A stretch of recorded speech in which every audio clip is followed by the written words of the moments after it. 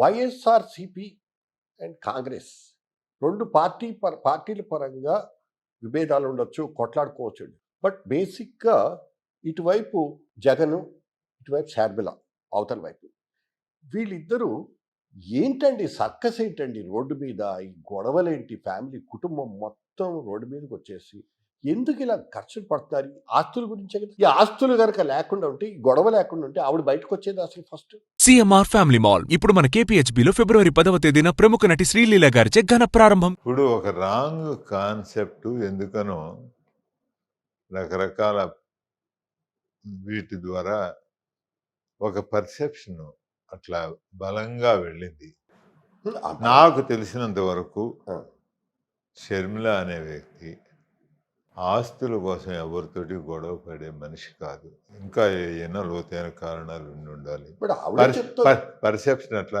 ఆవిడేం చెప్పింది? నేను ఆస్తుల విషయంలో గొడవపడ్డాను. ఆవిడ బయట పెట్టి ఆస్తులు, మా ఇద్దరికి ఆస్తులు విభేదాలు ఉన్నాయనేటువంటి ఆవిడ చెప్పింది, ఆయన చెప్పారు, జగన్ కూడా చెప్పారు. దానివల్ల నేను రాజకీయ పార్టీలోకి వచ్చానని చెప్పింది. రాజకీయ పార్టీలోకి వచ్చాయని ఆవిడేమనలేదు. రెండు నేను ఆ ఇంటర్వ్యూ చూశాను. రెండు సబ్జెక్ట్స్, వీటిని కలపకండి దయచేసి. అది వేరే విషయం, ఇది వేరే విషయం అని చెప్పింది. వేరే విషయం కరెక్టే. పర్సెప్షన్లో ఎట్లా వస్తా ఉందంటే, దాంట్లో ఆవిడేదో ఆస్తుల విషయంలో నాకు తెలిసిన షర్మిల అయ్యుంటే, ఈ మధ్య మాకు కూడా పూర్వం, ఇప్పుడు నేను ఆవిడని షర్మిల గారు అనాలి, ఆవిడ మా ప్రెసిడెంట్, పార్టీ ప్రెసిడెంట్ కాబట్టి షర్మిల గారు అయితే ఆస్తుల కోసం కుటుంబంలో తను పడే వ్యక్తిత్వం కల మనిషి కాదు. జనం కూడా ఏమనుకుంటారంటే, అసలు వైఎస్కి ఏ ఆస్తులు బేసిక్ ఇవి జనాలు తెలుసుకోవాలనుకుంటున్నారు. మీరేమన్నా చెప్పగలరా? వైఎస్ ఆస్తులు ఆయన ఆత్మీయులు, వైఎస్ ఆస్తులు ఆయన అనుచరులు, వైఎస్ ఆస్తులు ఆయన సహచరులు, వైఎస్ ఆస్తులు ఆయన పార్టీ కార్యకర్తలు, వైఎస్ ఆస్తులు కాంగ్రెస్ పార్టీ కార్యక్రమాలు, వైఎస్ ఆస్తులు ఆయన పాదయాత్రలు, వైఎస్ ఆస్తులు ప్రజల గుండెల్లో అభిమానం, అవి వైఎస్ ఆస్తులు. మరి ఆ లెక్కన 50% ఓట్లతో వైఎస్ ఆస్తుల్ని మొత్తం కూడా 2019లో జగన్ పూర్తిగా లాగేసుకున్నట్టే కదా. పోనీ అనుకున్న జనాలే ఆస్తులు, ఓట్లే ఆస్తులు పెట్టుకుంటే. ఇక్కడ మీరు చాలా పార్షియల్గా, చాలా మీ అంత స్థాయి కలిగిన అనుభవం కలిగిన జర్నలిస్టు, 50% ఓట్లు వచ్చినాయి.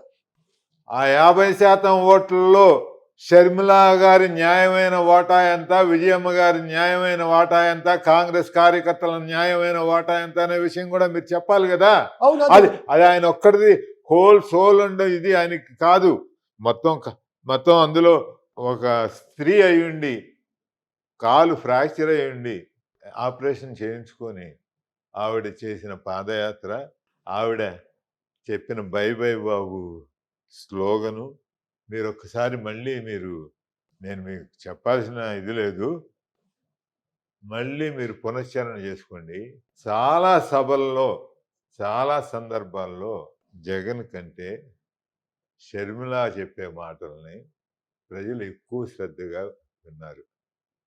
అసలు ఒక రకమైన పర్సెప్షన్ వాళ్ళ పార్టీలోనే, నాతోటి మాట్లాడిన చాలామంది నాకు వాళ్ళు చెప్పిన విషయం ఏంటంటే, 16 నెలలు జగన్ కస్టడీలో ఉన్నప్పుడు ఆ రోజున విజయమ్మ గారు, షర్మిల గారు వారి యొక్క టోటల్ బాధ్యతని వారి భుజాల మీద వేసుకొని, వారు గనక అంత గట్టిగా నిలబడి ఉండకపోయి ఉంటే అసలు పార్టీ మనుగడే ఉండేది కాదేమో అనే అభిప్రాయం నాతోటి చాలామంది వైఎస్ఆర్సీపీ కార్యకర్తలు, అభిమానులు నాతో ఎక్స్ప్రెస్ చేసిన సందర్భాలు ఉన్నాయి.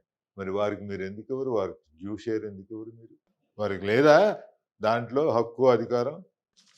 ఏ వైఎస్ఆర్సీపీ కార్యకర్త కూడా దీన్ని ప్రైవేట్ సంభాషణలో ఎప్పుడూ డినై చేయలేదు. ఒక వాదన ఒకటి ఉంది, మీకును షర్మిల గారికి పెద్ద తేడా ఏం లేదు. ఎందుకంటే ఇద్దరూ కూడా మొదట్లో జగన్కి మద్దతు ఇచ్చినటువంటి వాళ్ళే, వైఎస్ గారు నిష్క్రమించిన తర్వాత.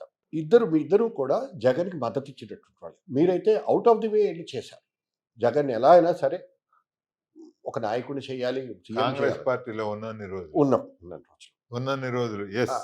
తర్వాత ఆవిడ కూడా ఏంటంటే ఈయన అన్న పార్టీ కోసం తిరిగింది, అన్న పార్టీ ఏర్పాటు తర్వాత ఆవిడ కన్వీనర్గా ఉన్నారు, ఇవన్నీ చేశారు. కానీ ఇద్దరు డిఫర్ అయ్యారు. మీరు కాంగ్రెస్లో ఉండి డిఫర్ అయ్యారు, ఆవిడ వైఎస్ఆర్సీపీలో ఉండి డిఫర్ అయ్యింది, అంతే తేడా. కానీ బట్ ఇద్దరు ఒకటేటువంటి దీన్ని ఎలా అర్థం చేసుకోవాలి అంటే జగన్కి వ్యతిరేకంగా ఉండడం అనేటువంటిది మీ ఇద్దరితో ఉన్నటువంటి కామన్ పాయింట్ ఒక చాటు నుంచే స్టార్ట్ అయింది ఆల్మోస్ట్ అనేది. ఈ రెండు ఎంటైర్ డిఫరెంట్ ఫిలాసఫీ అండి. ఎలా నేను జగన్మోహన్ రెడ్డి గారికి నా యొక్క శక్తి మేరకు ఆయన ఆలోచన విధానం కాంగ్రెస్ పార్టీలో ఉండేట్టుగానే చూసుకోవాలనేది నేను ప్రయత్నించాను. అప్పుడున్న పరిస్థితుల్లో అది నా పరిధి మించిపోయింది. అప్పుడు రాజశేఖర రెడ్డి గారి వ్యతిరేక శక్తులన్నీ ఢిల్లీలో ఒకటై ఒక గ్యాప్ క్రియేట్ చేయగలిగారు హైకమాండ్కి, జగన్మోహన్ రెడ్డి గారికి. కొన్ని అపార్థాలు ఏర్పడినాయి. వాటిని నేను I failed in my duty, in my commitment. అంటే కమిట్మెంట్ కాదు, కమిట్మెంట్లో ఫెయిల్యూర్ ఏం లేదు. ఒక నేను ఆయన్ని సందర్భాన్ని అర్థం చేసుకోగలిగినట్లుగా చెప్పడంలో నేను ఫెయిల్ అయ్యాను. Yes, I agree for my failure. And Sharmila garu మీరు అడిగిన రెండో ప్రశ్న దాంట్లో ఆవిడ కుటుంబంతో పాటు కలిసి నడిచారు.